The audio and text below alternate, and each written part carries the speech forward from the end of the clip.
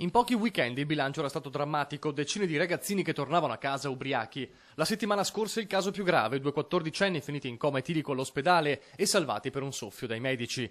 Genitori allarmati a Chioggia, in pericolo i loro figli, giovanissimi che sembravano avere accesso agli alcolici con troppa facilità nelle serate estive di Sottomarina.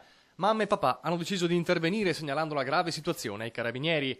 È partita così l'indagine che in pochi giorni ha portato i militari a individuare un barista che ai divieti di somministrazione di alcolici ai minorenni non sembrava dare molto conto. Un locale in pieno centro, il Bar Europa, gestito da un cittadino cinese.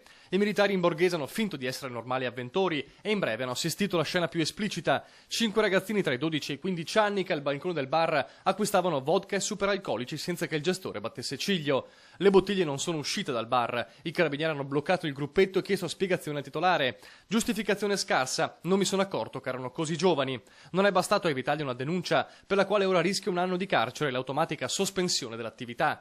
I ragazzini sono stati riaccompagnati dai genitori, mentre i militari promettono mano severissima e controlli serrati in tutti i weekend estivi di Sottomarina. Un allarme che nel veneziano è più che giustificato e registrano una drammatica impennata dei superalcolici.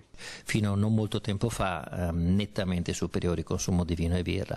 Ultimamente in realtà c'è questa controtendenza soprattutto per quanto riguarda i giovani. Quindi digestivi, aperitivi, spritz. Al di là del fatto di consumare 6 bicchieri superalcolico nel tempo breve, ci sono anche chi ne consuma 10-15.